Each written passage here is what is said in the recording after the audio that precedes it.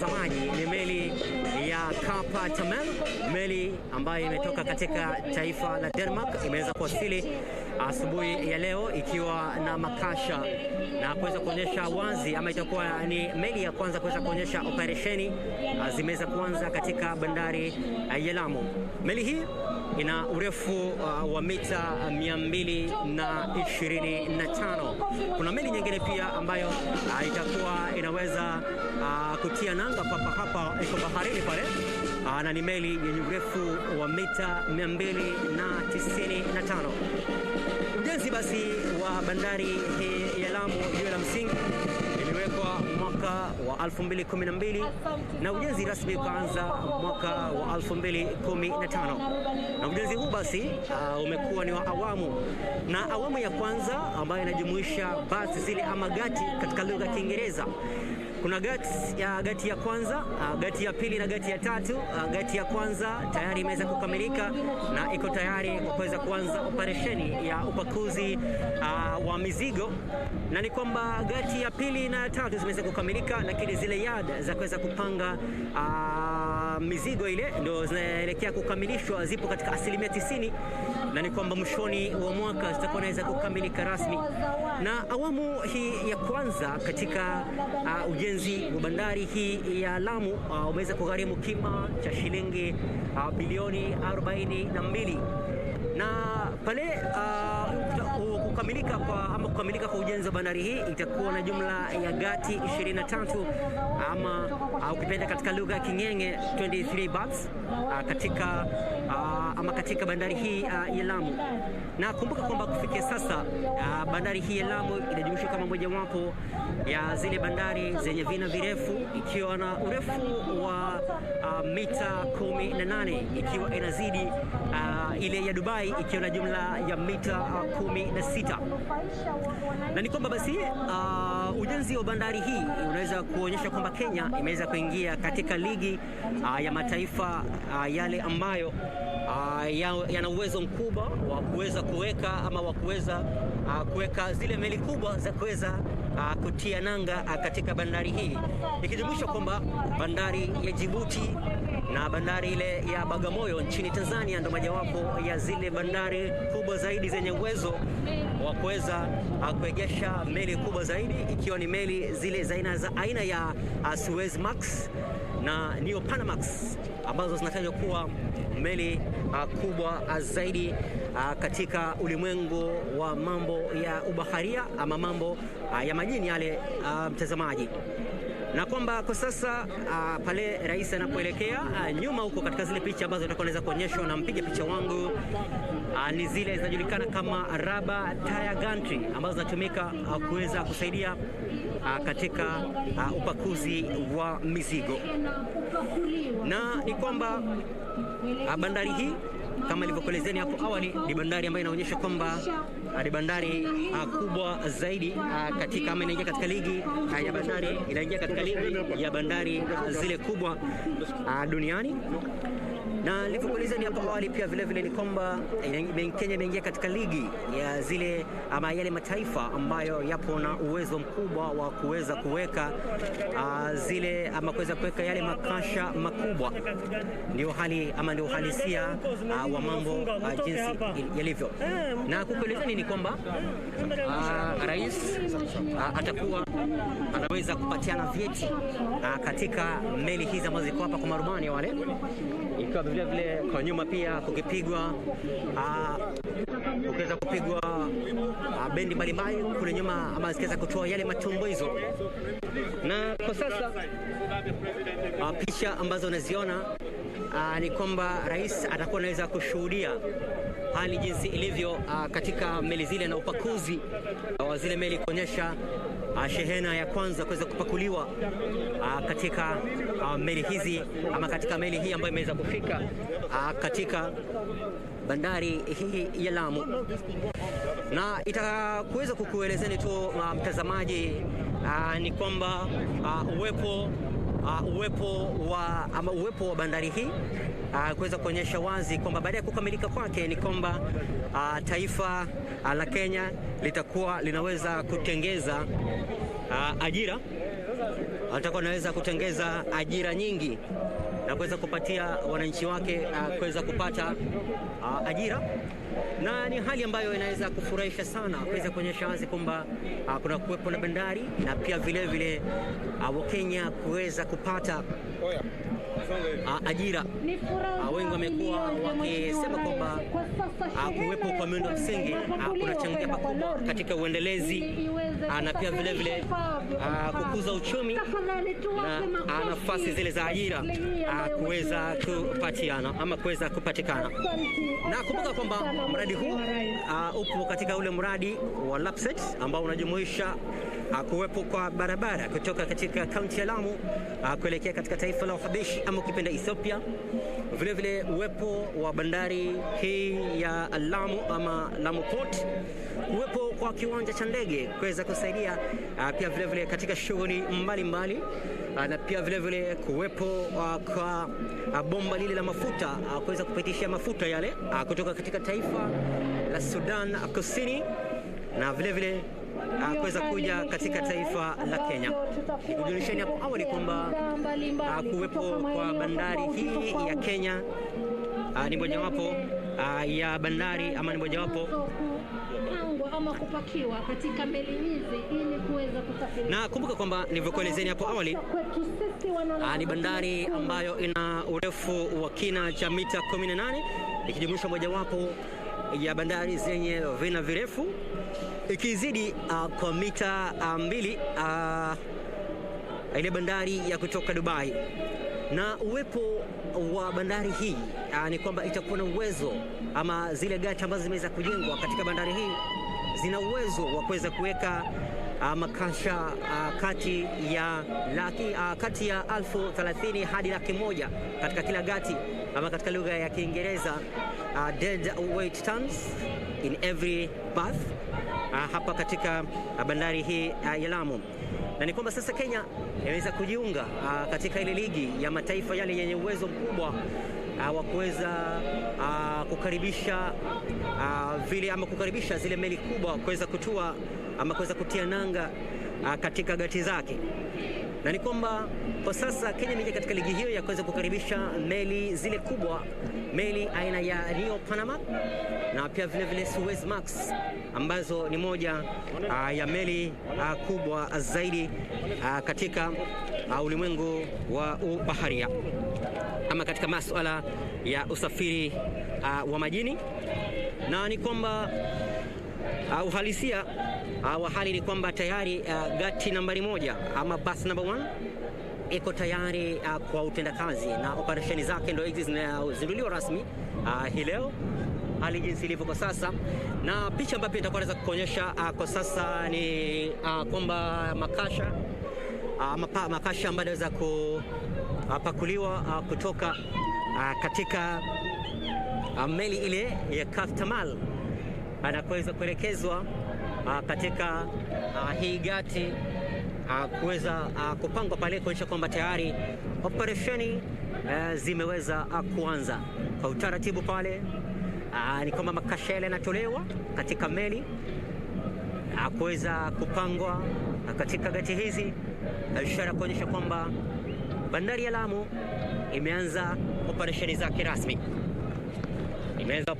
rasmi, hali ya jinsi ilivyo kwa sasa.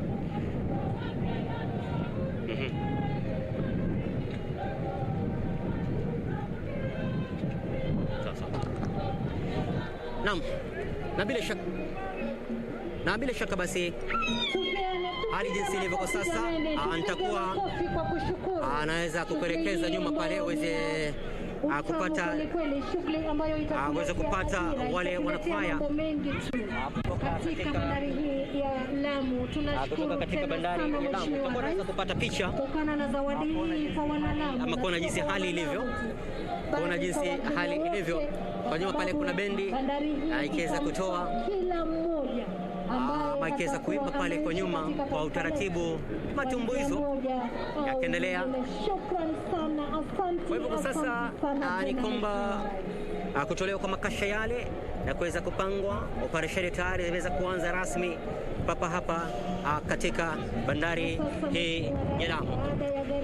Atakuwa bila shaka kuweza kuonyesha picha zile basi ya hali jinsi ilivyo kwa sasa. Makasha yameweza kutolewa katika meli na atakuwa naenda kupangwa, na picha hizo basi ambazo mtazamaji utakuwa unaziona kwa sasa kwenye runinga yako ni kuonyesha wazi kwamba katika bandari ya Lamu tayari imeweza kuanza rasmi.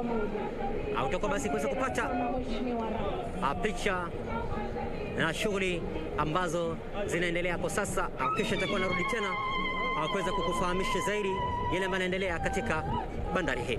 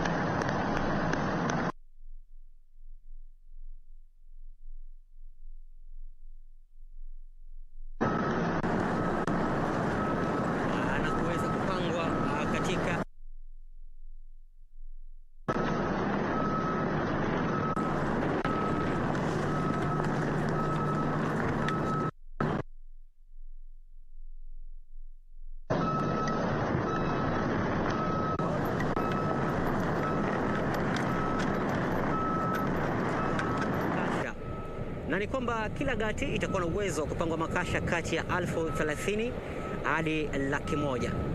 Na tayari picha ambazo unazipata pale ni kwamba Rais Uhuru Kenyatta ameweza kufika pale kuweza kuona jinsi upakuzi ule unafanyika na kuweza kupangwa kwa makasha haya. Kuwepo kwa bandari hii kunatoa nafasi za ajira kwa Wakenya wote, kuweza kujivunia vile vile kuweza kukuza uchumi wa baharini, na pia vile vile kuweza kufungua biashara katika eneo hili zima. Na kwa sasa upakuzi ule unaendelea, ni shughuli ambazo sasa kuweza kuonyesha wazi kwamba bandari hii ya Lamu imeanza kutekeleza shughuli zake ama imeanza operesheni zake rasmi hii leo, kutokana na tayari kwamba meli ile imeweza kupakua mizigo na kuweza kuletwa katika gati hii nambari 1.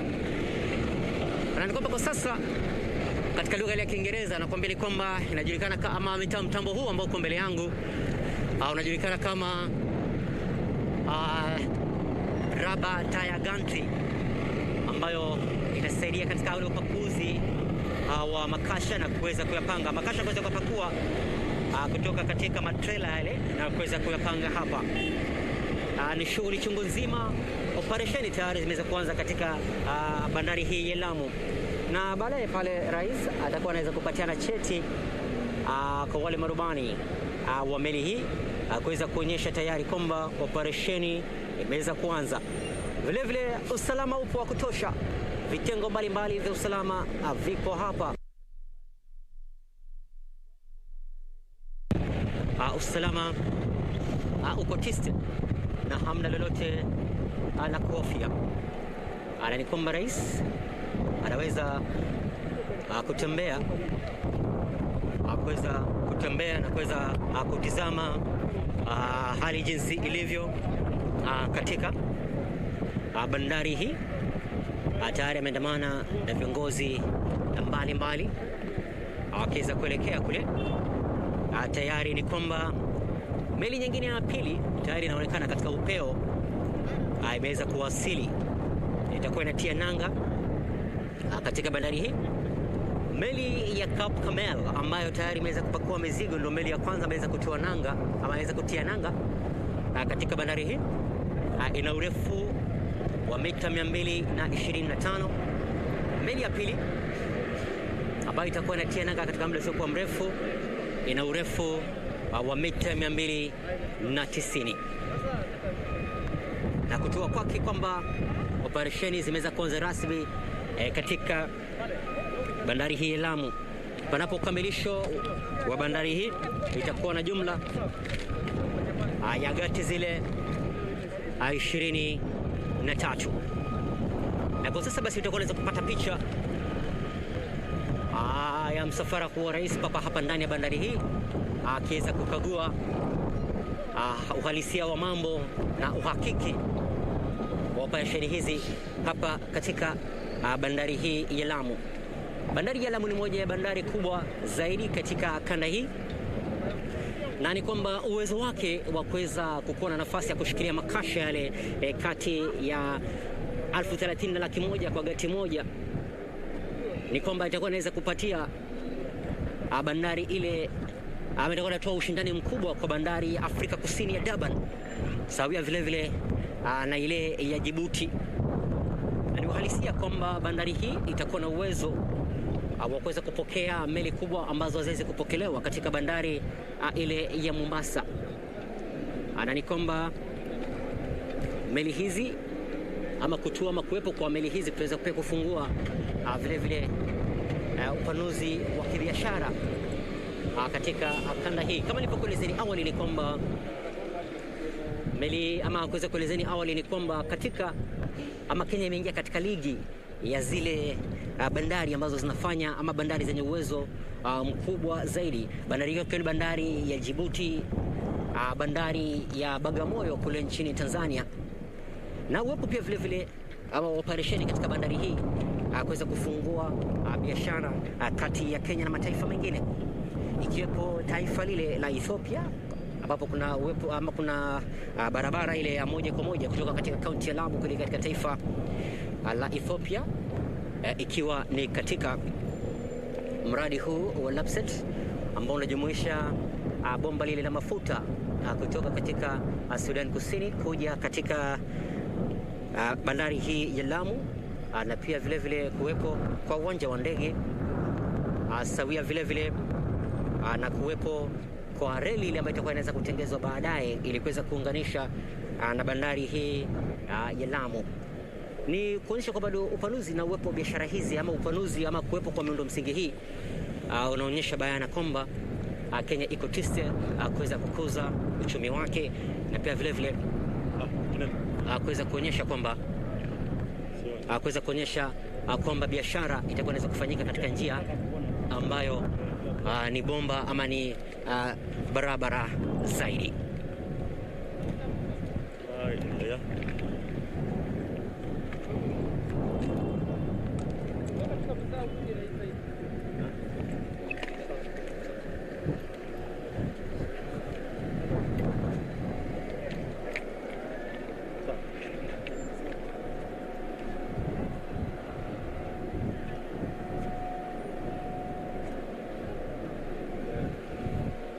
Picha unazoziona kwa sasa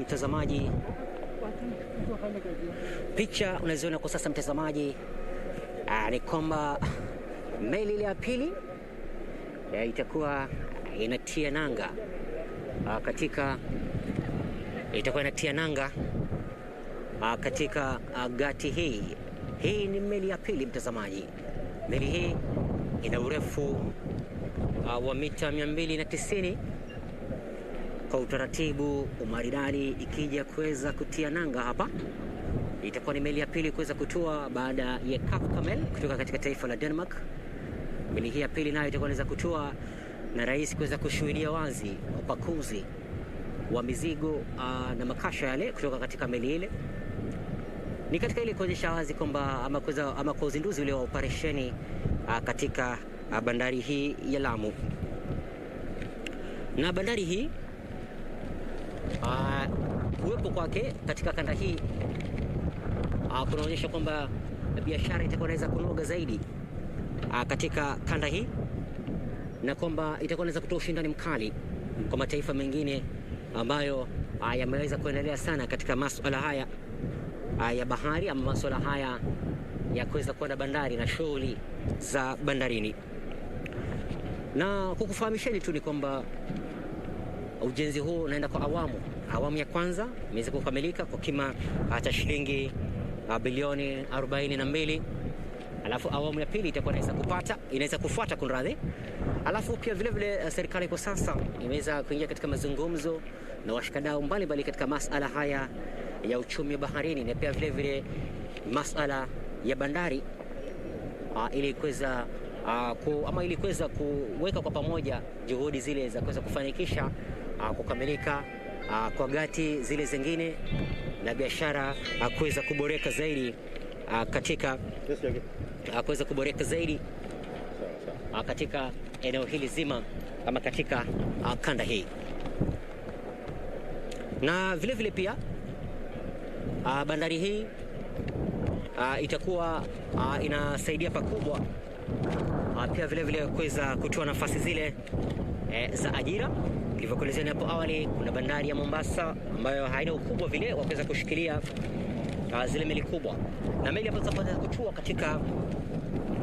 kutua katika bandari hii ni aina ya Neo Panamax, meli zile kubwa zaidi, na pia vile vile meli aina ya Suezmax ambazo zinajumuishwa ama zinaorodheshwa kuwa mojawapo ya meli kubwa zaidi katika masuala ya bandari, katika masuala haya ya bandari kama nilivyokuelezeni hapo awali. Poa sana. Yeah.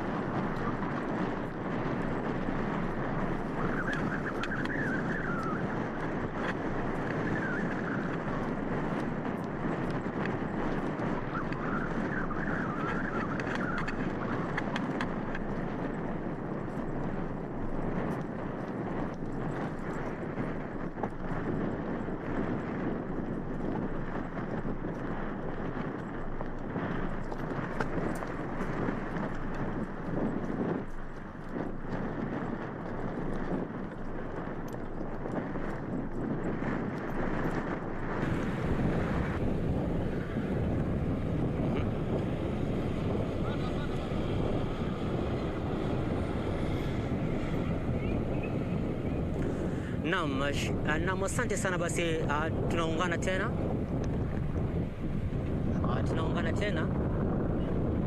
Tunaungana tena basi, mtazamaji, kwa sasa ikiwa ni mawasiliano haya moja kwa moja kutoka katika bandari hii ya Lamu. Ni kwamba tayari Rais Uhuru Kenyatta ameweza kushuhudia kupakuliwa kwa makasha yale kutoka katika meli zile mbili ambazo kufika hapa, meli ya aina Cap Camel na pia vile Siago Bahman Kuserman, mojawapo ama zile meli mbili ambazo tayari zimeweza kuwasili katika bandari hii. Na ni kwamba kwa sasa katika meli ile ya pili Rais Uhuru Kenyatta atakuwa anaweza kushuhudia rasmi ikiweza kutia nanga na pia upakuzi wake wa mizigo, na kisha baadaye basi kuweza kupatiana vile vyeti kwa wale marubani wa meli hizi mbili, na kuweza kuonyesha uhalisia ya kwamba tayari operesheni zimeweza kuanza rasmi katika bandari ya Lamu. Na operesheni hizi basi kutakuwepo na nafasi za ajira, pia vile kuweza kuwekeza ama wawekezaji watakuwa wanaweza kuja kwa wingi na kuweza kufungua na kuweza pia vile kujenga uchumi katika kaunti hii ya Lamu. Ni kwamba katika kaunti hii ya Lamu shughuli mojawapo ambazo ni nyingi sana hapa, ama shughuli zile za kawaida za kiuchumi kwa watu wa Lamu, kuna shughuli za uvuvi na pia vile kuna shughuli za ukulima. Kwa hivyo kuwepo kwa bandari hii kutakuwa kunaweza kutoa nafasi nzuri kwa kujenga uchumi, na pia vile biashara za uchukuzi zitakuwa zinaweza kuongezeka. Na katika njia mojawapo ama kunapokuwa na uwekezaji wa aina hii, ni kwamba kunapatia zile nafasi kwa wale wafanya biashara kuweza kutembelea maeneo mbalimbali na kuweza kuyakuza ama kuweza kuleta yale maendeleo. Na wanapoleta maendeleo basi inatoa nafasi nzuri kwa kuweza kuwepo kwa ajira, na pia vile kuweza kujenga miundo msingi. Na uwepo miundo msingi pia unasaidia pakubwa katika biashara, maanake iwapo kutakapokuwa na biashara, mashughuli kama hizi zinaendelea, ni kwamba barabara zinazidi kuongezeka, na pia vile kuweza kupata vitu mbalimbali, ama kuweza kupata yes please. Okay.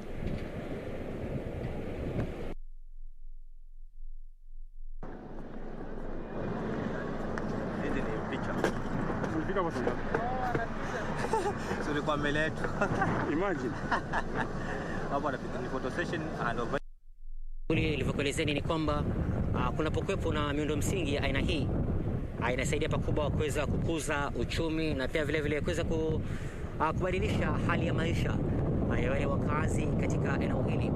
Maana kuwepo kwa bandari ambayo inafanya kazi na pia vile kuweza kutoa ajira zile, inaweza kufanya kwamba hali ya kimaisha ya watu iweze kubadilika. Maana kunakuwa na nafasi za kazi, na kunakuwa na nafasi za kazi, maisha ya watu yanaweza kubadilika, na pia vile huduma mbalimbali zitakuwa zinaweza kukuja ama zinaweza kuwekwa bayana kuweza kusaidia wakazi kuweza kufaidika. Huduma kama zile za kiafya, huduma vile za kuwepo ama kuweza kuwepo kwa yale maduka ya pamoja, ama kuweza kuwepo kwa nafasi za pamoja, kuweza kuhakikisha kwamba wale wafanyabiashara wakitaka kufanya lolote lile basi wanajipata mahali pamoja na kuweza kutengeneza zile biashara zao, ama kuweza kutoa mwelekeo wa jinsi uhalisia wa mambo na biashara zitakapokuwa zinaweza kuendeshwa. Na basi tutakuwa basi tunaweza kuelekea katika upande wa pili kuweza kukupatia vile picha na uhalisia wa mambo jinsi ulivyo. Tayari Rais Uhuru Kenyatta ameweza kufika na kaonyesha upakuzi katika meli ya kwanza, na meli ya pili tayari inatia nanga katika bandari hii ya Lamu. Mtazamaji, basi nitakuwa narudi katika muda sio mrefu kuweza kukufahamishani mengi zaidi ambayo yanaendelea kwa sasa.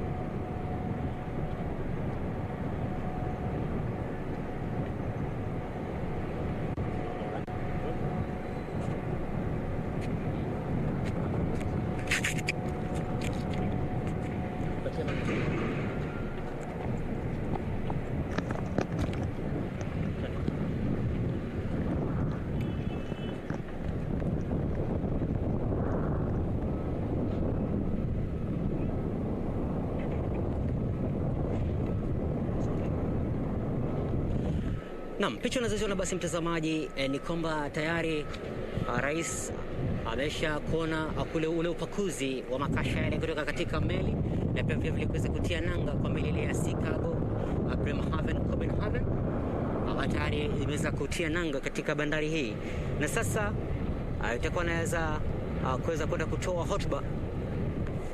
Kwa sasa tutakuwa tunaelekea katika upande wa pili ambapo kuweza kujipanga uweze kupata hotuba ile ya rais kuhusiana na uzinduzi rasmi wa operesheni katika bandari hii ya Lamu.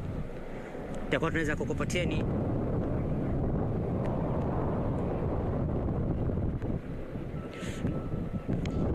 na asante sana. Basi bila shaka nitakuwa nakuelekeza moja kwa moja kwa mwenzangu O'Brien Kimani, na ni kwamba tutakuwa tunaelekea kuweza kupata zile hotuba ya rais.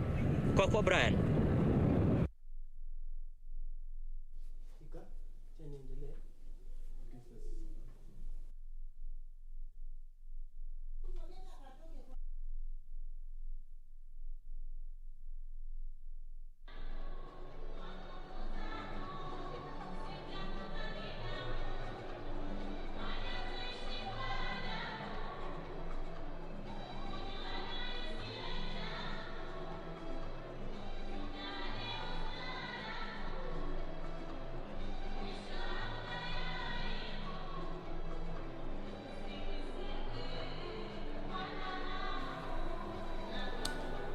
Well, thank you, Mwadiga. They're coming to us live from Kilalani in Lamu County, where President Uhuru Kenyatta is inspecting various infrastructural projects, one of them, of course, being the progress of the Garissa Highway, which has been under construction for the last 4 years, and it is expected that it will help with the transportation of cargo from the port of Lamu all the way to Garissa and other counties in the northern part of this country. And the road is being undertaken by China Roads and Construction Company. The other thing that the president is, or has already done actually, is inspecting the progress of the construction of Lamu Port. If I can take you back in time, it was started in 2000 actually, and 11 by the former president Mwai Kibaki and 3 other heads of state from Ethiopia and South Sudan. The port is expected to serve the region and is expected to be one of the deepest ports here in Africa, rivaling the port of Durban in South Africa. Already we have seen about 80 tons of avocados, from Kenya being loaded to a ship. This is MV Seagull Bremerhaven en route to the port of Marseille in France. And of course, it's worth noting that these avocados are from Kakuzi here in Kenya. So it's quite a big day, not only for the port of Mombasa, for the port of Lamu, but also for businesses here in Kenya. If I can give you also another brief, is that the port of Lamu has about 32 berths. Already 3 berths are being developed by the government. The first berth has already been operationalized. 2 berths, according to the Kenya Ports Authority, they're at 98% completion level. And they're expecting, or they're hoping that the other 2 berths will be completed by the end or before the end of this year. What is the situation of the other 28 berths?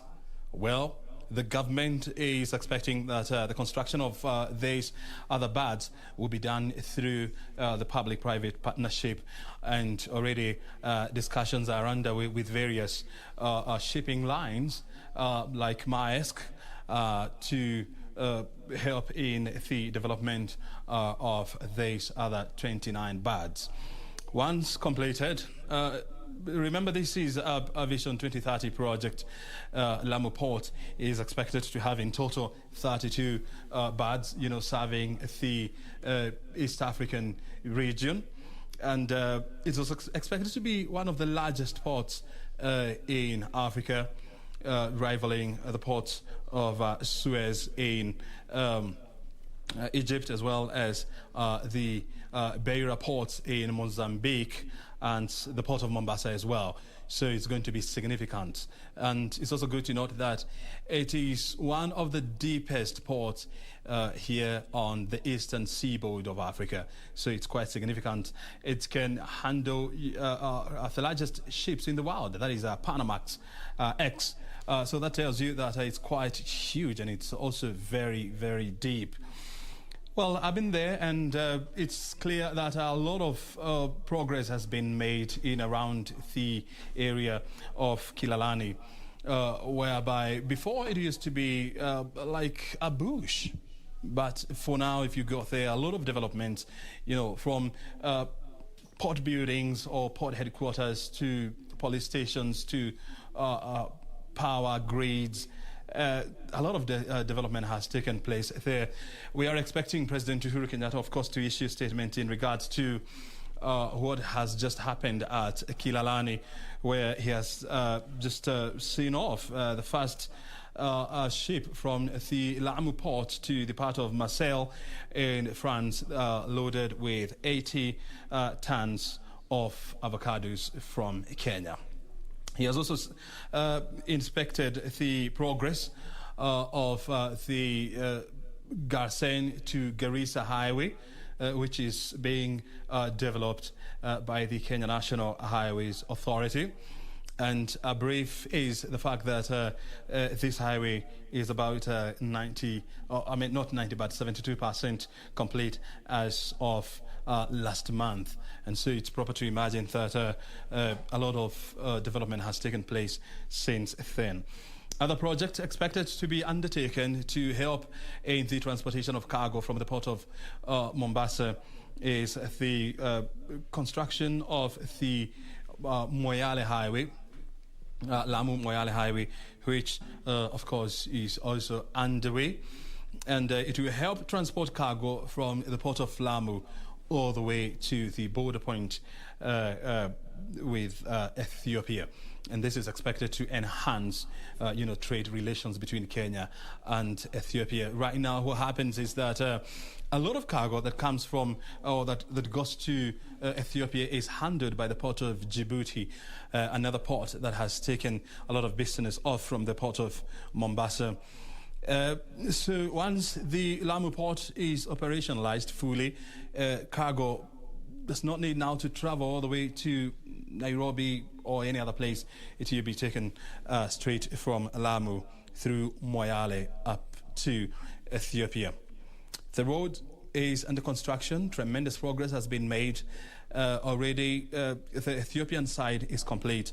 The Kenyan side is currently ongoing with a time frame of about 3 years before it can be completed. That is so far what is happening.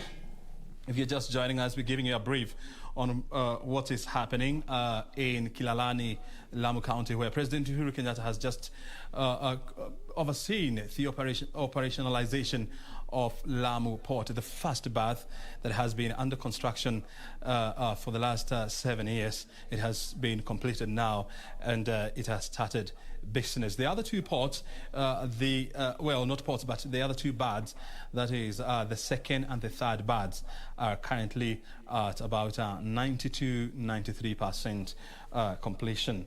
So it is proper to imagine and expect that the other two ports or berths shall be completed before the end of this year. And we expect, or we have seen a lot of activities from the Kenya Ports Authority, delivering equipment to help in the evacuation of cargo and, of course, offloading as well as unloading of cargo from the ships and, of course, to the ships. Some of the equipment that we have seen, being delivered to the port of Lamu includes gun trays and as well as cranes to lift cargo. So what you are seeing on your screen, apart, of course, from my face, is where President Uhuru Kenyatta is expected to issue a statement or give a progress report on the various projects that he has inspected in Lamu, the construction of roads, the construction of Lamu ports, among other social projects. That is what we are tracking right here. So I want to take you back to Lamu, and we listen in. We'll be giving you more details, so the best option is to stay right here.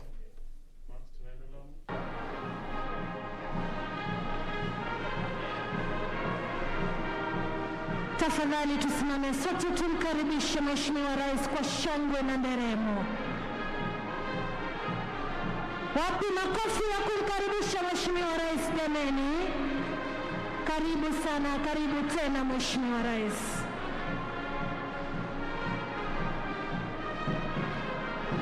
Tafadhali tutulie sote kwa wimbo wa taifa na wimbo wa Jumuiya ya Afrika Mashariki.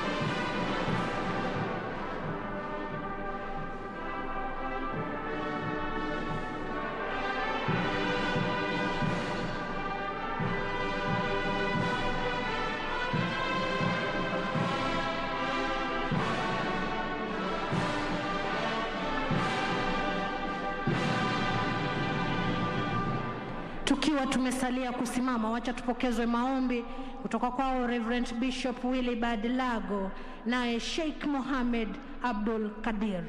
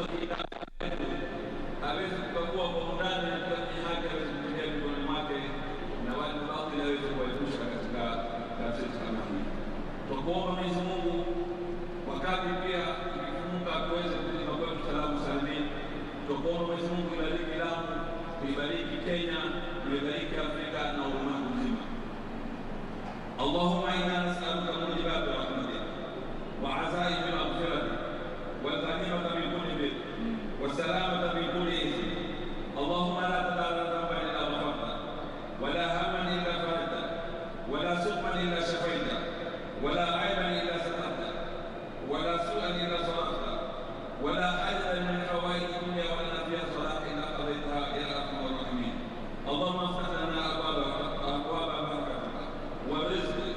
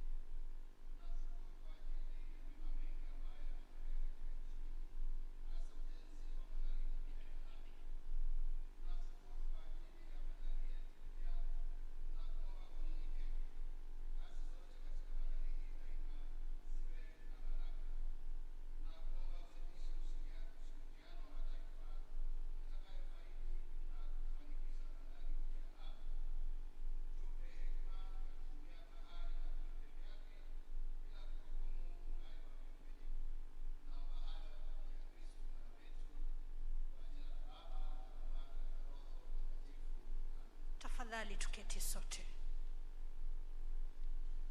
Mheshimiwa Rais, kwa ruhusa yako nikubalie nimwalike gavana wa kaunti hii akukaribishe kwa kifupi tu ili tuendelee na ratiba inayosalia.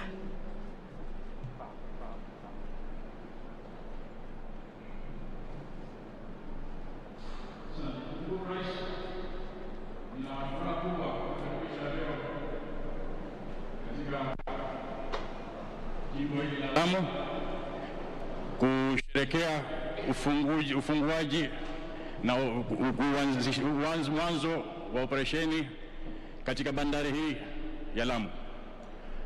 Miaka 10 iliyopita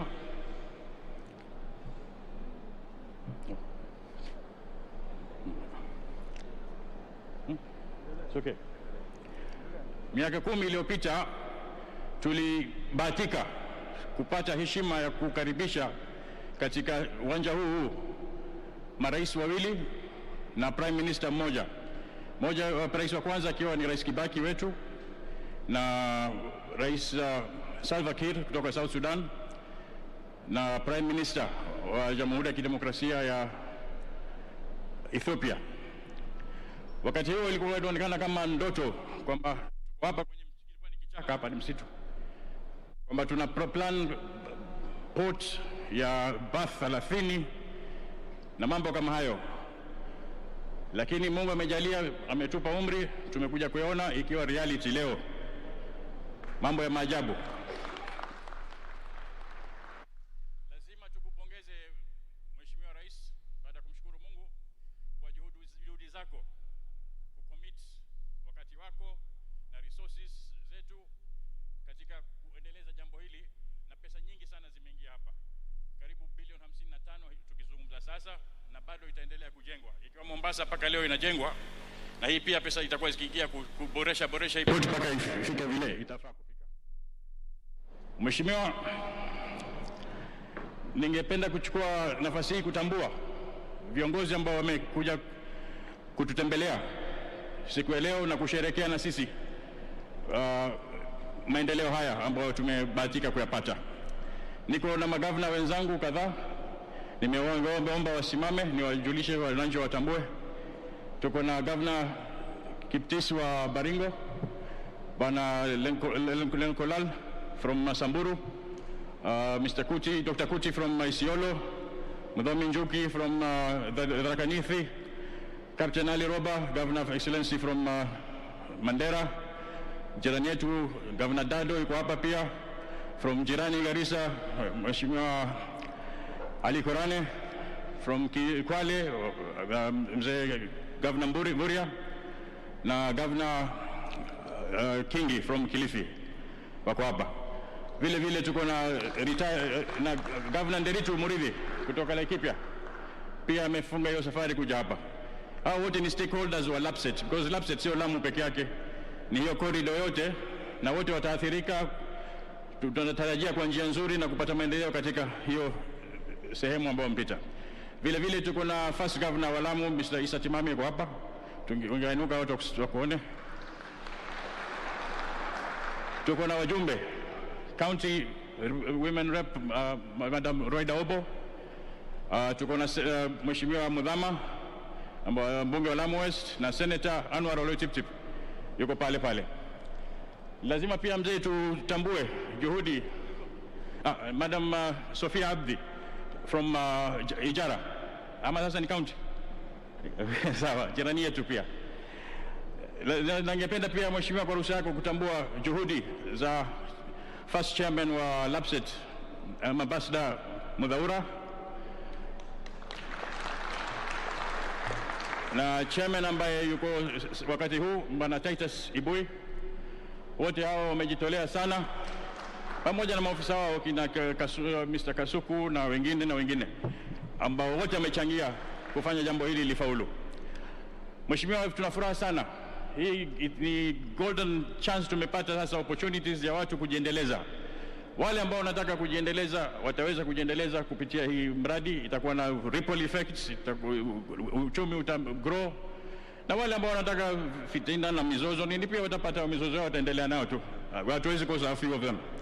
lakini naamini watu wengi wanataka kujiendeleza kimaisha, and we are very grateful for the opportunity to do so. Ni sasa kila mtu atafute niche yake katika hii nafasi ambazo ziko ni nyingi sana, apate kujiendeleza kimaisha.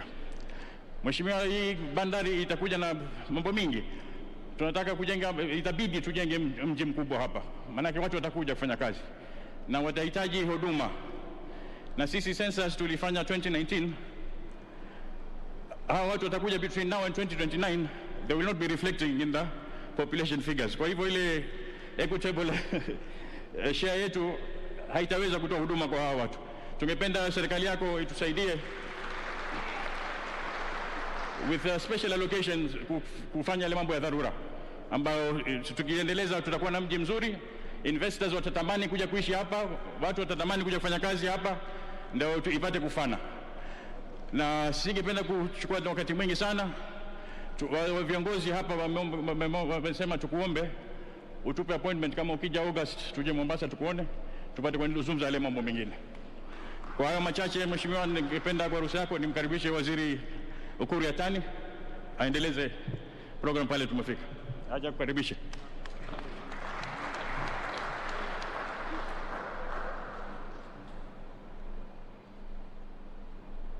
Your Excellency, our President, Honorable Cabinet Secretaries, Honorable Governors, leaders all present here, stakeholders of the port.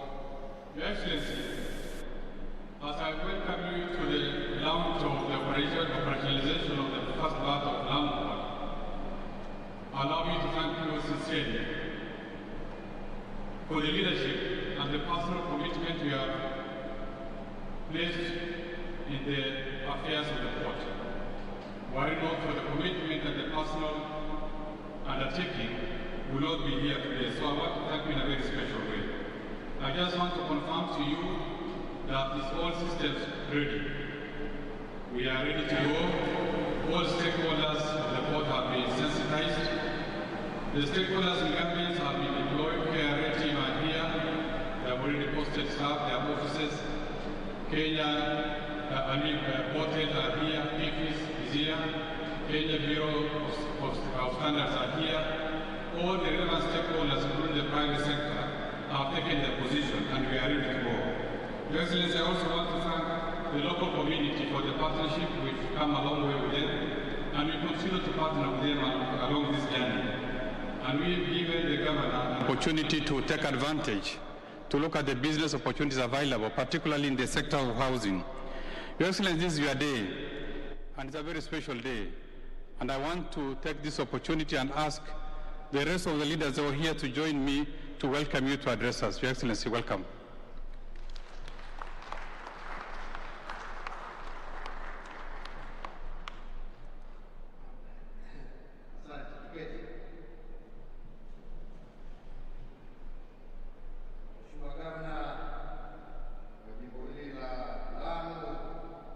Fahim Yasin Twaha, gavana wenzako ambao wamekuja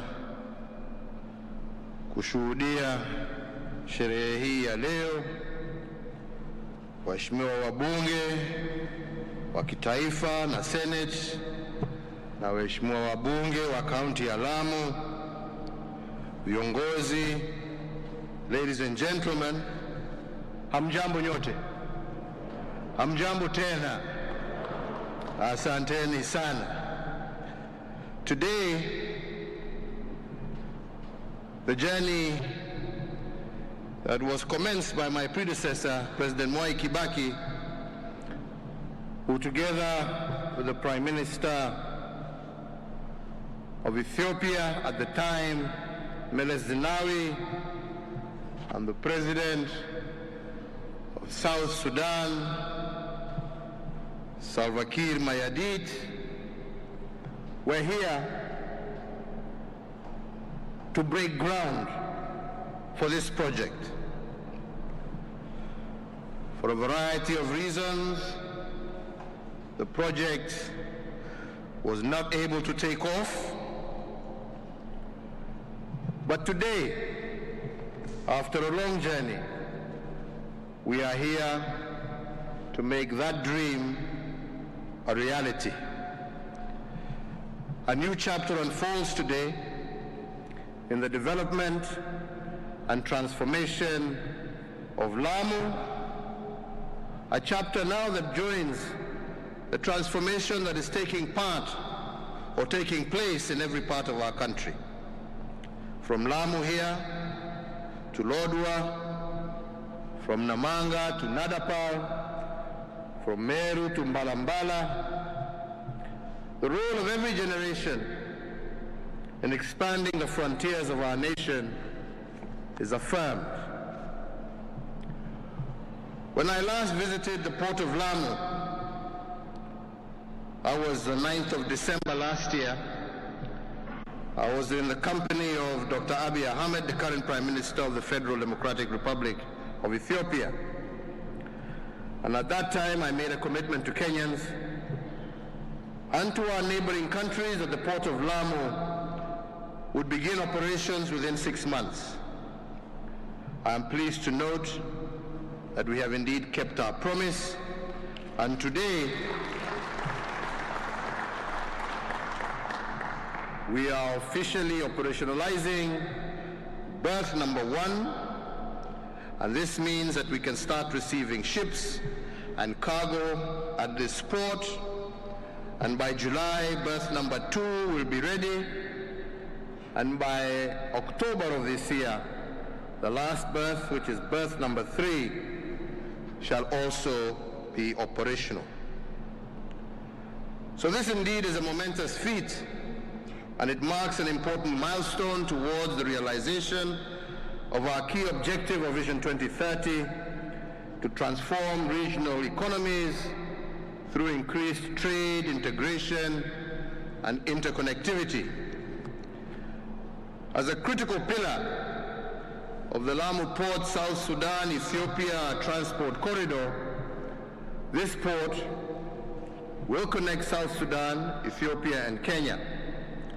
Eventually, the objective under the African Union is to connect northern Kenya to the middle belt of Africa, which runs from Dakar in Senegal, that is in the west of our continent, to where we are today, Lamu, in the east of our continent.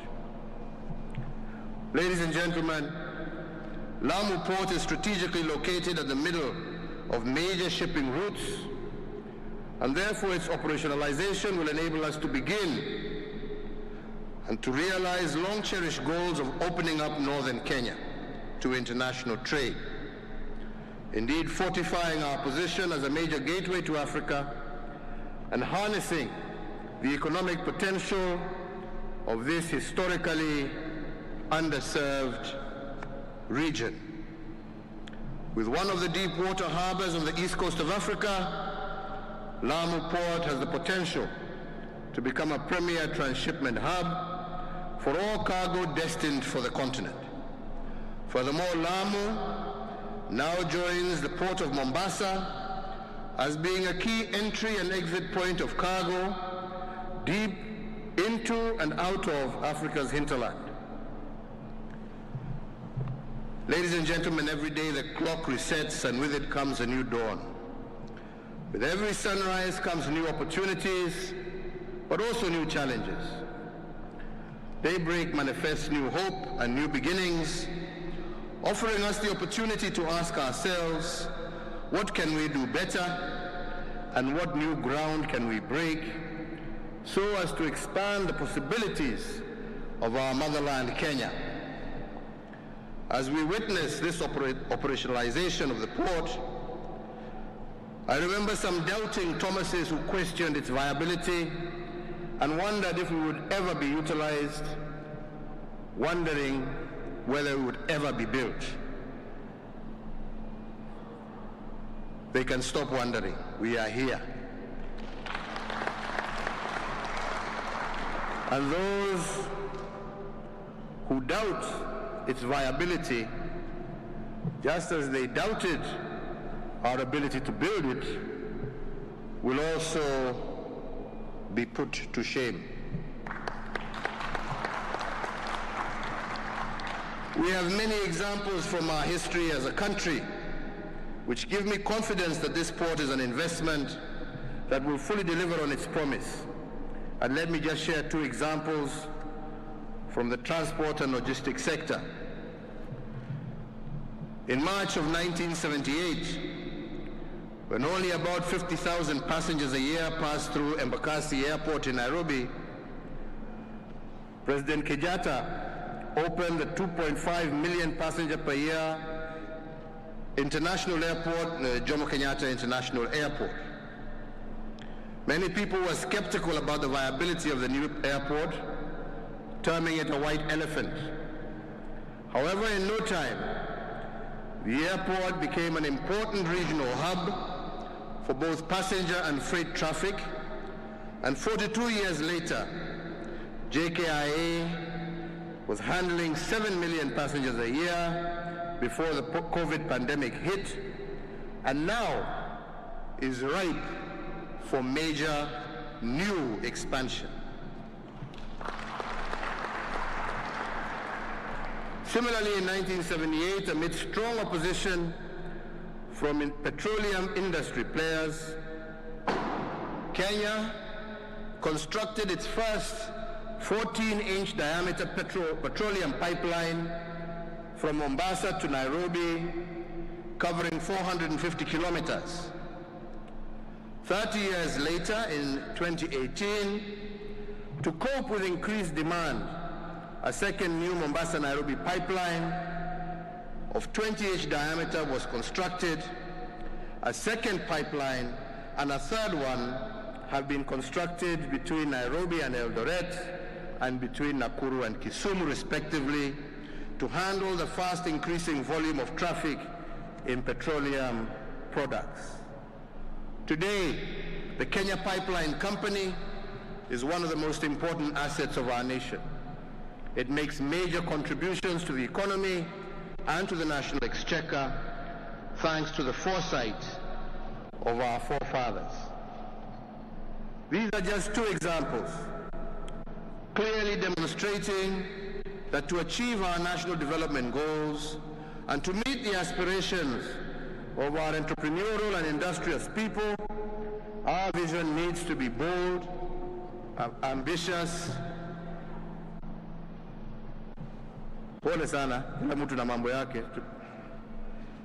Bold, ambitious, and clarity of vision that Kenya requires to become a prosperous, newly industrialized middle-income country by 2030.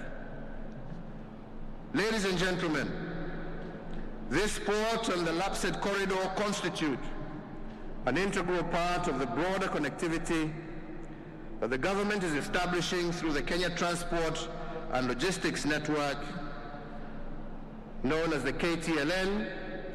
The KTLN seeks to seamlessly link to our ports through railways and pipelines.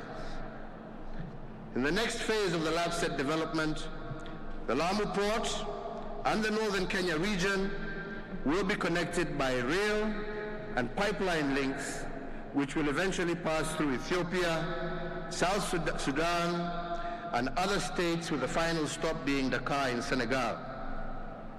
Let us therefore not shy to celebrate this great achievement of operationalization of this port, which supports our Big Four agenda and the Vision 2030 National Development Blueprint. It will position Kenya's economy strategically in both the new Africa Continental Free Trade Area and in global trade, providing our economy with a major stepping stone as we seek to build back better post the COVID-19 pandemic. I am confident that decades from now, as we have previously seen with JKIA and the Kenya Pipeline, we will look back to this day, the trade, the industry, the tourism, transport, jobs that will be created by this port, and we will be thankful for the investment that we made today. Great port cities the world over stimulate economic growth, and Lamu Port will be no exception. Its strategic geographic location is ripe for full utilization, particularly in this moment when Africa is on a rapid growth trajectory. This port is a regional continental project of great significance not just to Kenya, but to our region, our East African community, and the African Union, as evidenced, as I said, by the participation of heads of state and government who were here when we launched this project in 2012. In the coming months, we will announce a date when leaders from our neighboring countries, as well as critical stakeholders in this port, can come together to witness the completion of the remaining 2 berths and to jointly commission this landmark achievement for Kenya and our continent. In the meantime, the Port of Lamu is open for business with a now fully operationalized Berth 1, and I invite and thank all shipping lines and cargo movers who are already using it and those who are not using it to make full use of this facility. Finally, ladies and gentlemen, let me take this opportunity to thank all the stakeholders involved in this project for a job well done. And I urge them to expedite the completion of the remaining 2 berths. Mimi niko na furaha tele siku ya leo tukiwa hapa kwa sababu tuko hapa kutimiza ndoto ambao wengi walisema ya kwamba haitawezekana. Tuko hapa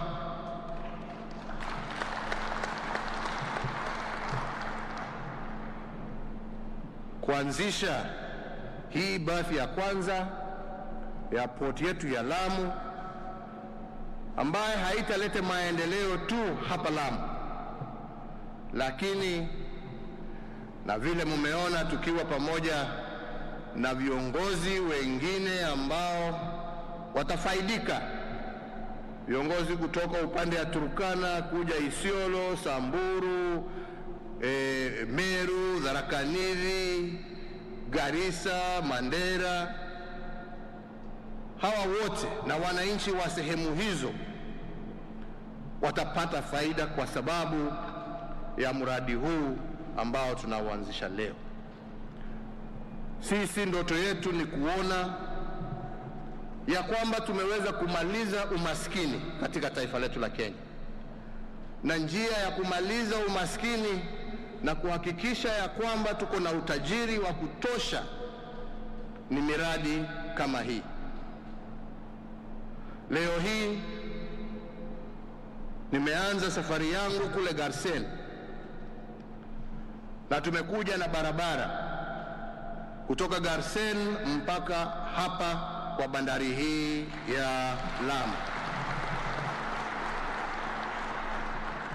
Nyote mwajua hiyo safari ilituchukua muda, pamoja na kusalimia na kusimama na kusalimia wananchi witu Hindi, tukija ilituchukua saa 1:30. Wengi wenu mnajua ya kwamba hiyo safari, muda ambao sio mrefu sana, ilikuwa safari, ikiwa ni bahati ni safari ya siku mzima.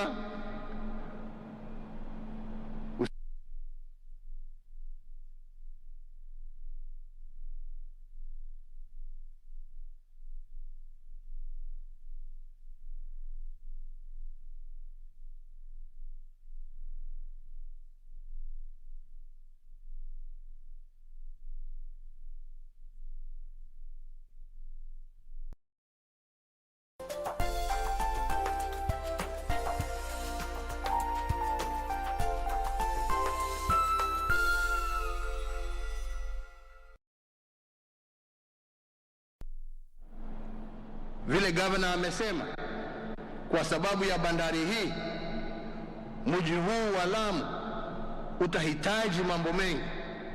Utahitaji nyumba za wawekezaji, kwa sababu mtakuwa na wengi ambao watakuwa wanakuja kutoa mizigo yao hapa, watakuwa wanataka kutafuta pahali ya kulala, pahali ya kukunywa chai.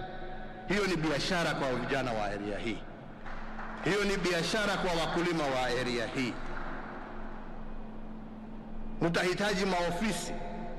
Hawa wote ambao unaona hapa wakija watahitaji maofisi. Hiyo ni kazi kwa vijana wetu.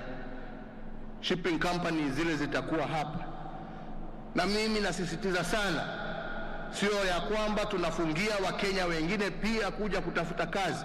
Tungependa kuona pia vijana wa Tana River waje wafanye kazi, lakini nahimiza ya kwamba ningependa wale ambao watafaidika kwanza wawe vijana wa hapa Lamu, ndio wawe na nafasi ya kukaribisha wenzao. Njooni, biashara ipo, njooni mkae nasi, njooni tukae pamoja, njooni tufanye kazi pamoja. Kwa hivyo kwa wale ambao watakuwa wanasimamia kazi hii, na wahimizia ya kwamba angalieni vijana wa hapa, kwa sababu vijana wa hapa wakiona ya kwamba wanafaidika wenyewe, ndio wataita marafiki yao, wewe kuja, wewe mtu kuja, njooni kuoneshe biashara, njoo kuja tufanye hii. Na utaona ya kwamba Wakenya wote watafaidika kwa sababu ya port hii ya Mombasa, ya Lamu. Na ndio mambo haya yaweze kutendeka, hatujamaliza kazi.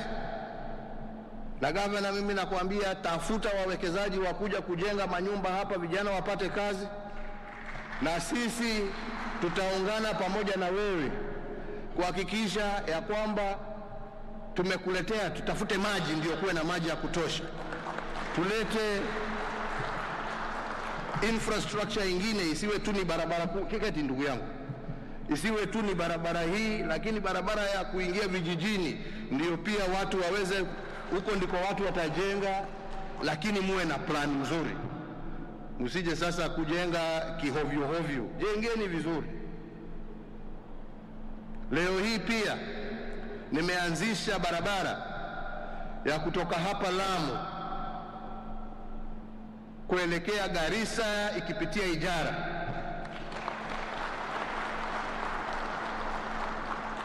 Chapter 1 ya barabara hiyo, phase 1 rather, itakamilika mwaka ujao. Mwaka ujao watu wataweza kutoka hapa Lamu na kufika Garissa kwa muda mchache mno.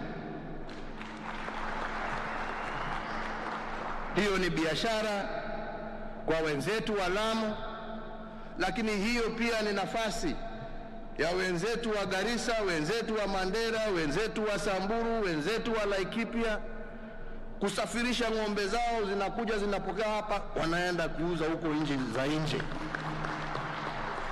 badala ya kung'ang'ania hapa kupigana hapa, kuiba ng'ombe za wenzako. Sasa wewe njoo upange. Sitaki kusema ni nani nilikuwa natajia, lakini wanamwambia sasa ajipange, aanze kufundisha watu yake wakose kuiba ng'ombe. Sasa watengeneze yao wakuje. That is the future, my friend, not kuiba ng'ombe 2-3. Nonesha ukuja hapa utume nje.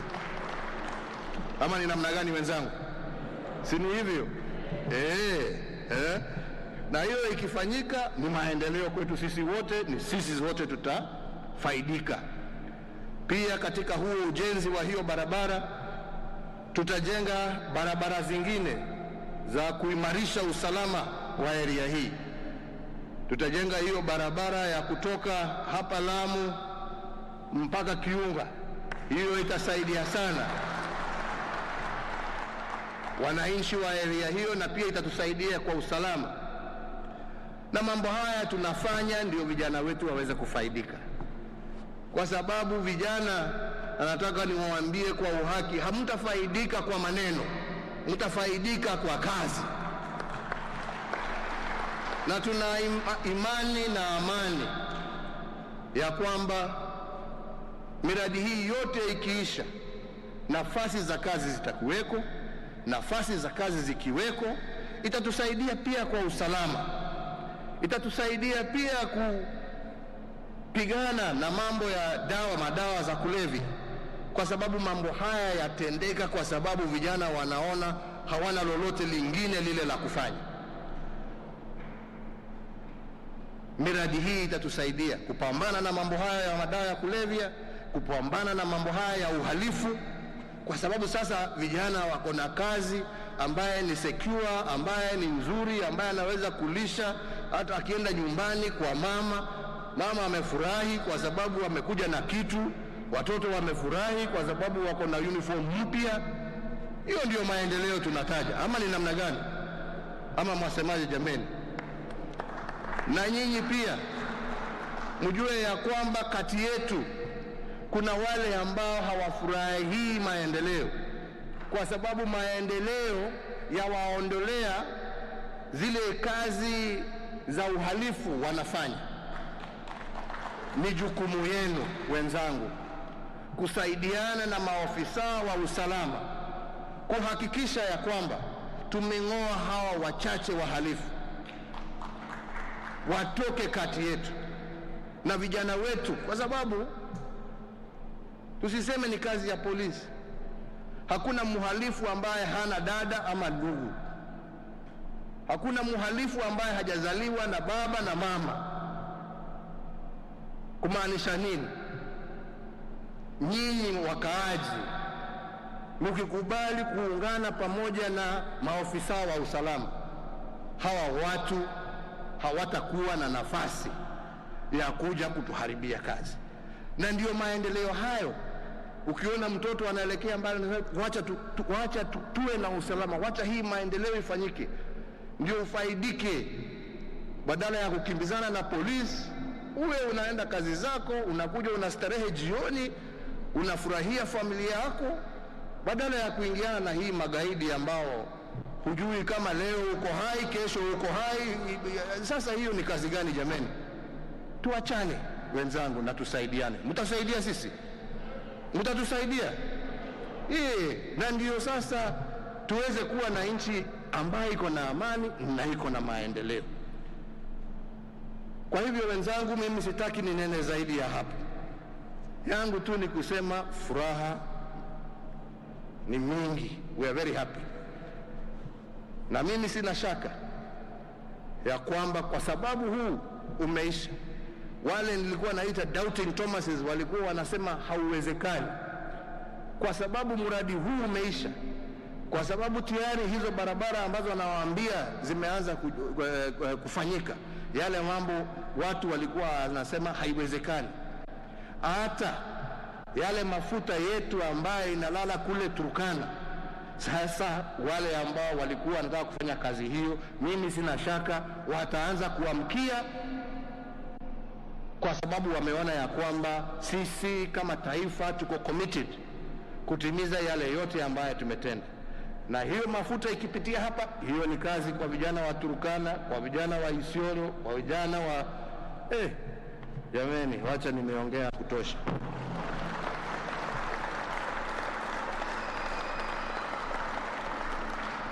Tuna furaha, tunamshukuru Mwenyezi Mungu kwa kutufikisha hapa. Tunasema Mungu aendelee kubariki taifa hili letu la Kenya,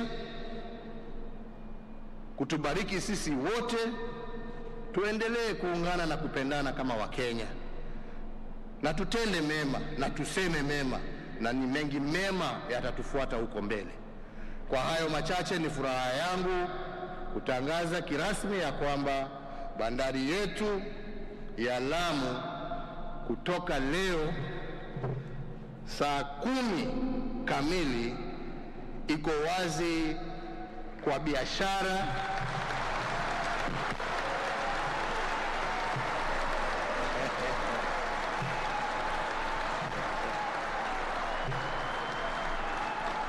na tunakaribisha wawekezaji, tunakaribisha wenye meli, tunakaribisha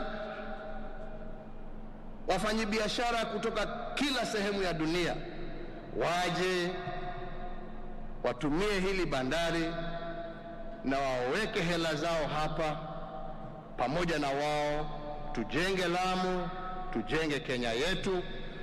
Na mimi sina shaka leo hii pia ni huo mwanzo wa kuhakikisha ya kwamba ile lugha ya marginalization, ya kwamba kuna sehemu za Kenya ambazo zimesahaulika, hiyo tumeanza kuziba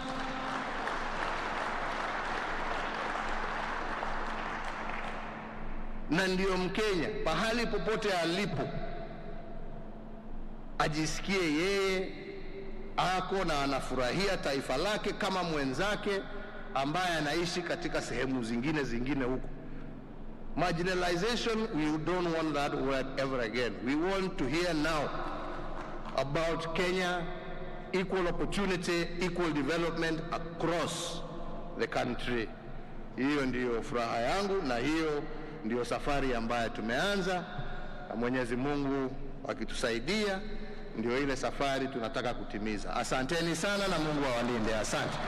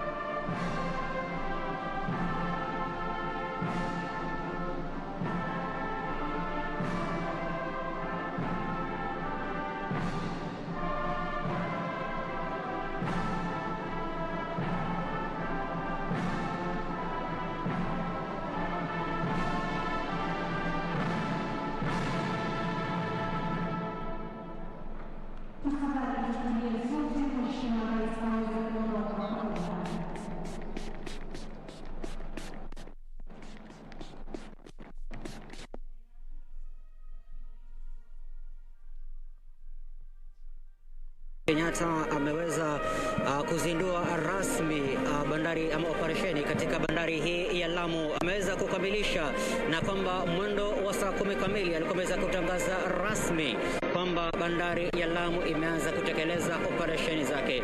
Bandari hii kwa sasa inaingia katika ile ligi ya zile bandari kubwa zaidi ulimwenguni, na pia vile kuweza kupokea meli kubwa zaidi na kuonyesha kwamba kwa sasa taifa la Kenya lipo huru kufanya biashara kama mataifa mengine ya nje. Ni hayo tu kwa sasa mtazamaji, na ni kwamba hali ilivyo, Rais Uhuru Kenyatta ameweza kuonyesha jinsi Kenya ilivyosimama tiste na kuweza kutoa ule uhakiki wake katika utendakazi wa masuala ya biashara. Bandari ya Lamu inaingia katika ligi ya zile bandari kubwa zaidi ulimwenguni, na pia vile kuweza kutoa ushindani mkali katika shughuli hii ya masuala ya baharini, na pia vile uchukuzi na upakuzi wa makasha ambayo yanafika katika taifa hili la Kenya. Kumbuka kwamba barabara itakuwa inaweza kufunguliwa kutoka katika kaunti hii ya Lamu kuelekea moja kwa moja hadi katika taifa la Ethiopia.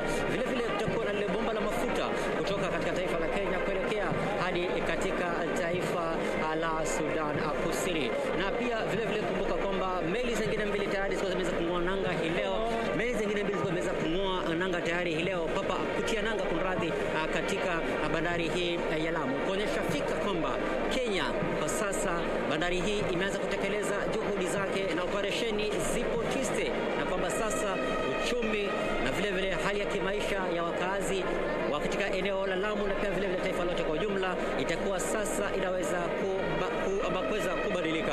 Ni hayo tu kwa sasa, mpenzi mtazamaji, ni kwamba tumeweza kufikia kikomo katika sherehe hii ya leo.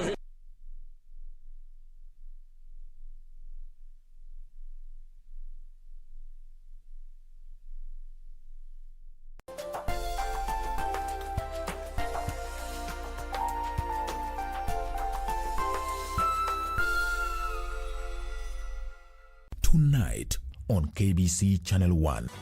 Why should I listen to him? My dad's coming to pick me up. But if you don't go today, you might as well ask for a day off and stay at home. They'll never let you off so easily. School's been out for over an hour and he still hasn't come to pick up Xiaotian. Oh, then you should call him and see what's up. I did, but it didn't go through. Did he sound upset? No. Not even a little? Not a bit. You're a brilliant kid. Who do you take after?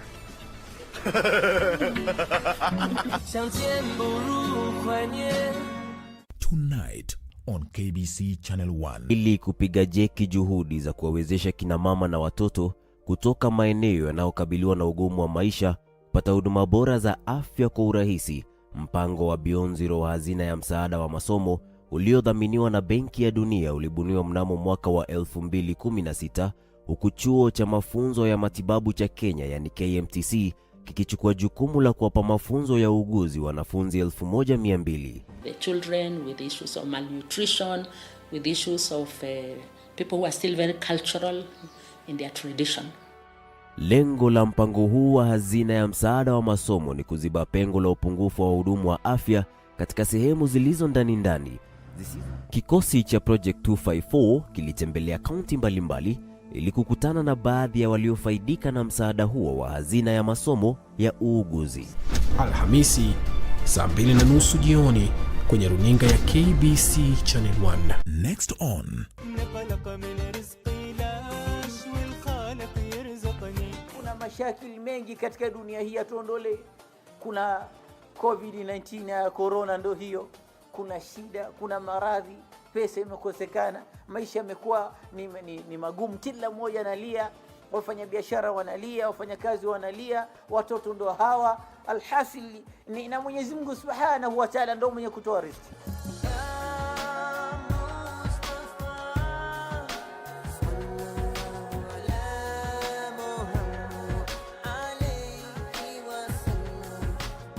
Next on. No, he has something to do with abnormal blood type. High blood pressure caused by this woman right here. Toka uende. I come in peace. Ebu mwambie atoke aende. You can't go to prison for helping me. Na ujue ukienda hiyo jela, mimi na wewe. Ni mara ya mwisho kuchapea na Glenn. Ilikuwa ile tema alikuwa amenipea Iran ni Iran. Eric, is there something you're not telling me? This time next year, it'll be a different Kamal.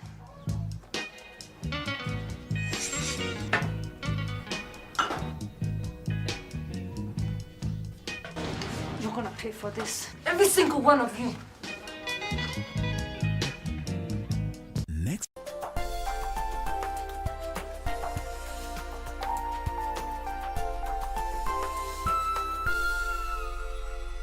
Investigate racism.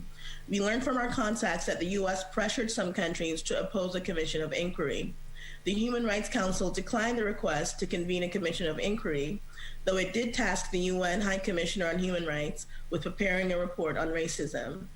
Following the UN's decision to not convene a commission of inquiry, the National Conference of Black Lawyers, the National Lawyers Guild, and the International Association of Democratic Lawyers decided to convene a commission of inquiry to conduct the thorough and impartial investigation of police violence in the U.S. that the community had demanded.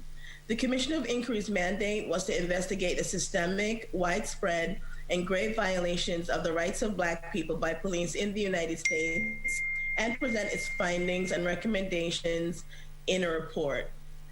We assembled a team of 12 experts, commissioners, none of whom are from the United States, to conduct the investigations in an independent and impartial manner. Our commissioners hail from Jamaica, Antigua and Barbuda, Pakistan, South Africa, Japan, India, Nigeria, France, Costa Rica, and the United Kingdom. We conducted live hearings of 44 cases where the commissioners heard testimony from the family members of victims of police violence, testimony from lawyers who represent the families of victims, and testimony from community activists. The commissioners also reviewed reports, legislation, and other relevant materials. The Commission of Inquiry conducted a thorough investigation into anti-Black violence perpetrated by police in the United States, both historically and in recent times, with an emphasis on evaluating the most recent cases and addressing the connection of the current cases to the history of systemic racism. We concluded our live hearings of cases in February, and our commissioners worked alongside a team of rapporteurs to prepare a report. The report has been shared with the UN High Commissioner and shared with the public at a press conference in the States. You might have seen news articles in the Guardian newspaper and Newsweek used widely and most important service to the community. Today, we present our report to an audience in Kenya and other parts of Africa. Two of our commissioners will present selected findings and recommendations from the report. We ask for your solidarity and support in advancing the report and seeking implementation of its recommendations.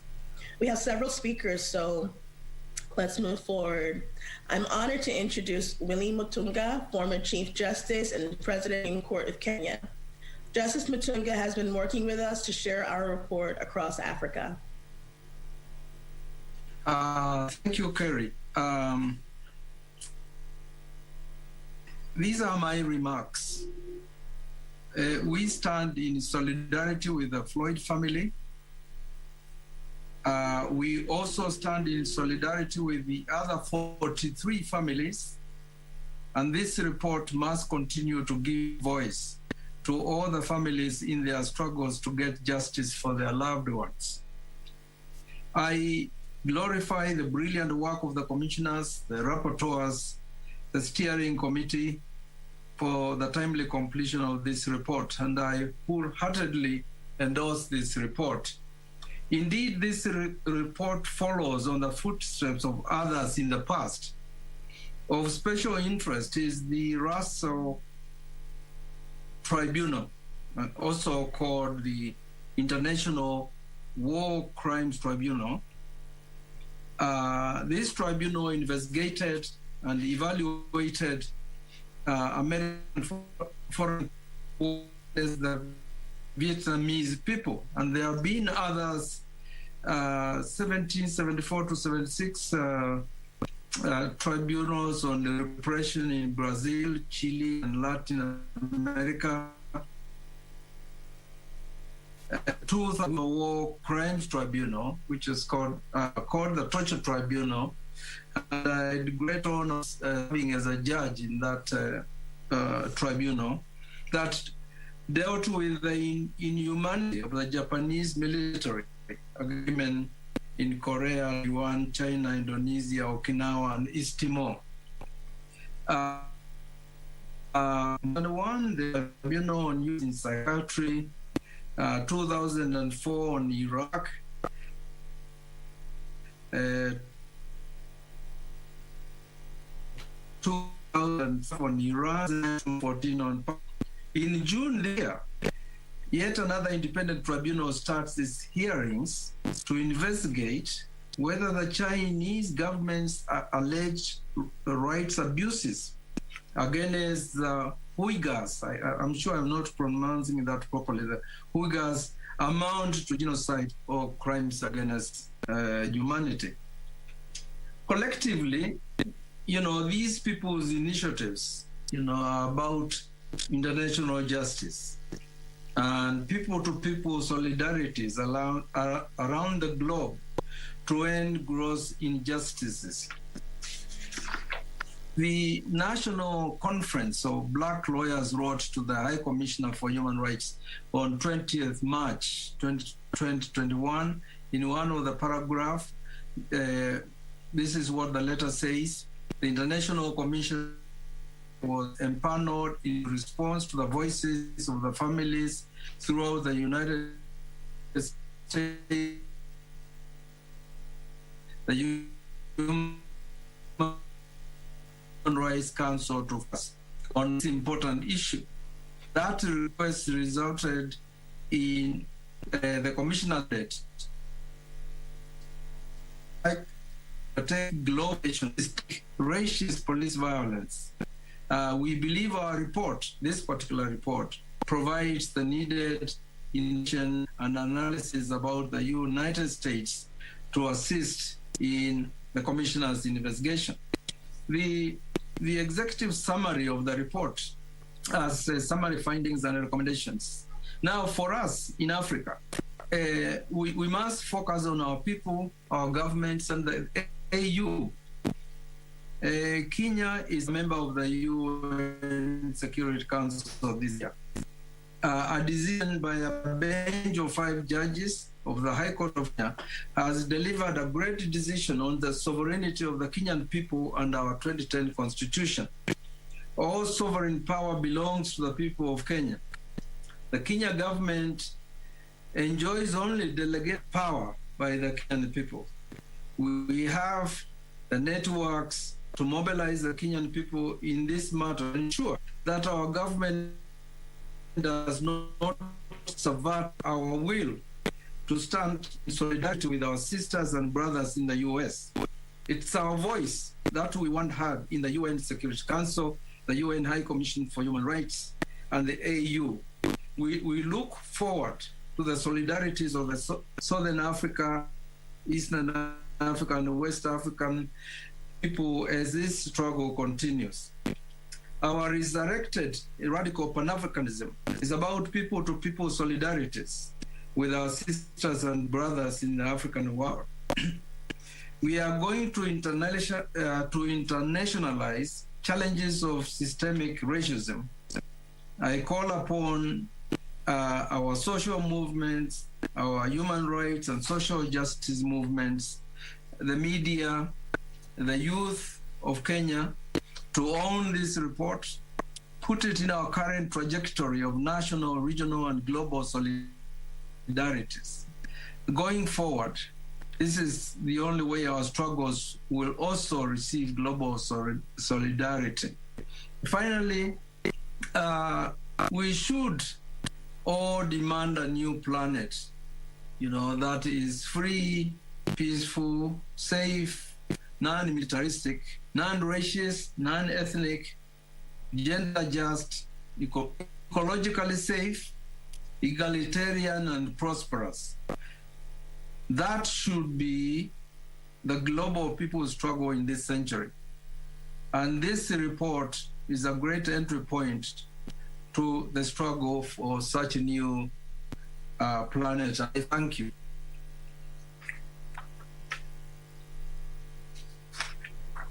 Thank you so much, Willie, for those comments. And also just thank you for your support in rolling out this report across Africa. Our next speaker is Lennox Hines, who is the coordinator of Inquiry.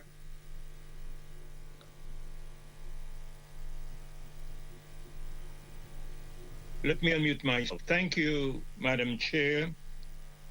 And I'd like to thank and extend our condolences on behalf of the steering committee to the families of victims who had to relive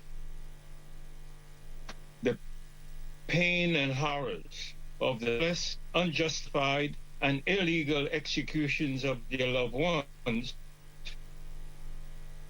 at the hands of the Springs. The same police officers here in the United States who are sworn under the law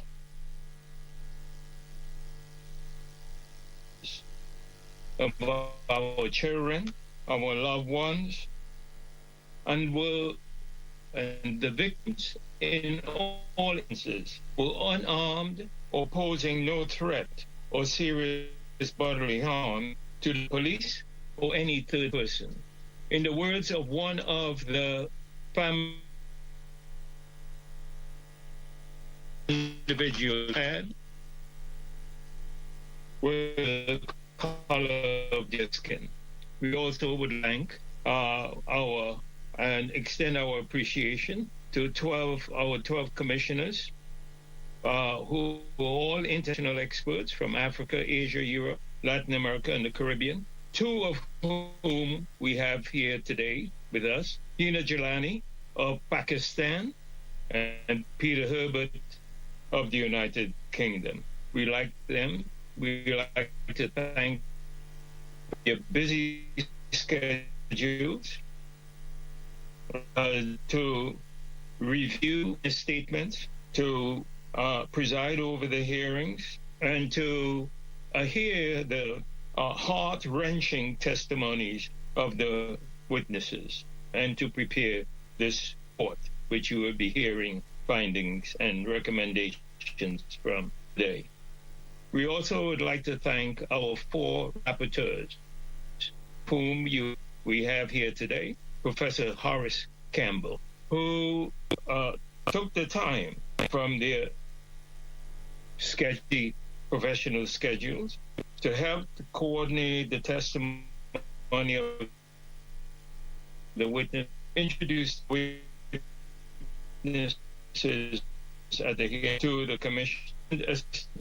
commissioners in preparing the report. We also like to thank our outreach team who selected went through thousands of dating back over 60 to 75 years, and who selected 44 pages of hearings. These cases represent only the tip of the iceberg, systemic nature of violence against Black people here in the United States. The cases were selected from states, 20 states, and 33 cities across the United States, from the West Coast, the East Coast, Midwest, and the South. The cities were large, cities were small. And methods that's used in the malicious and intentional killings of unarmed Black men, Black women, trans and gender non-conforming Black people across the States. Victims were shot. They were tortured with tasers, inflicting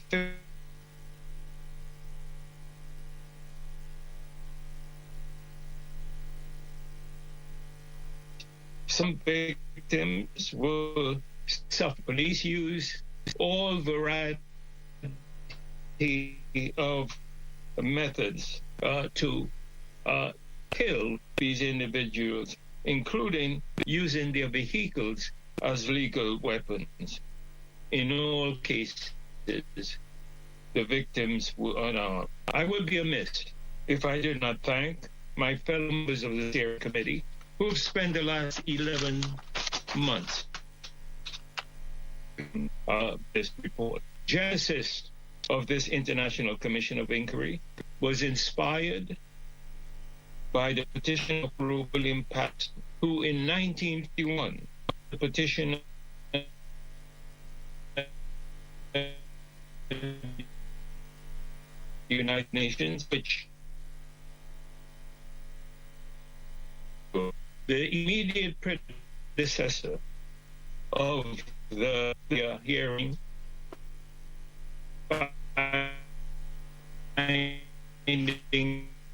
petition filed by the National Conference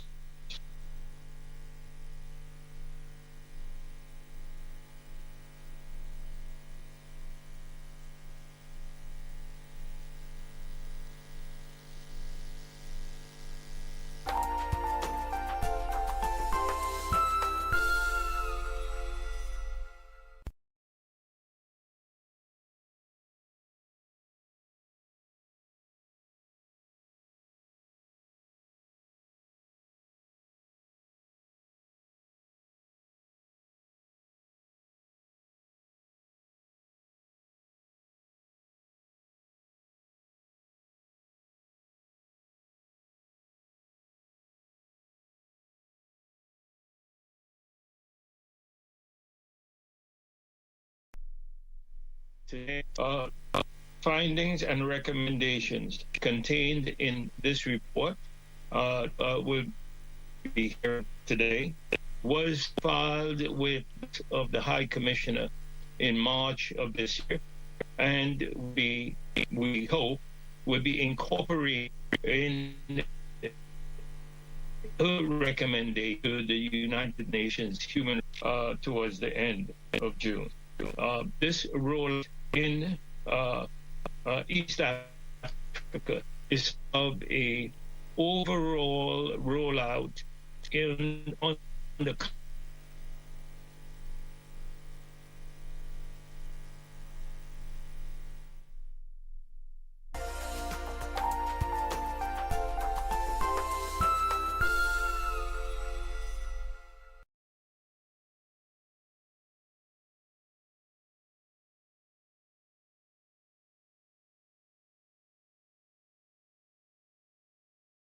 Tonight on KBC Channel 1. Ili kupiga jeki juhudi za kuwawezesha kina mama na watoto kutoka maeneo yanayokabiliwa na ugumu wa maisha kupata huduma bora za afya kwa urahisi, mpango wa Beyond Zero wa hazina ya msaada wa masomo uliodhaminiwa na Benki ya Dunia ulibuniwa mnamo mwaka wa 2016 huku chuo cha mafunzo ya matibabu cha Kenya yani KMTC kikichukua jukumu la kuwapa mafunzo ya uuguzi wanafunzi 1200. The children with issues of malnutrition, with issues of people who are still very cultural in their tradition.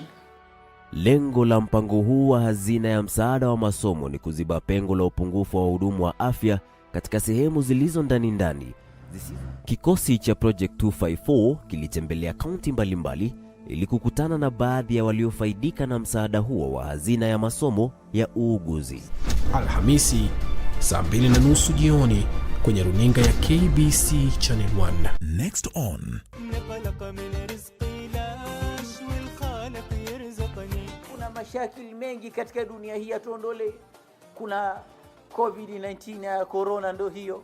Kuna shida, kuna maradhi, pesa imekosekana, maisha yamekuwa ni magumu, kila mmoja analia, wafanya biashara wanalia, wafanya kazi wanalia, watoto ndo hawa. Alhasil ni na Mwenyezi Mungu Subhanahu wa Ta'ala ndo mwenye kutoa riziki.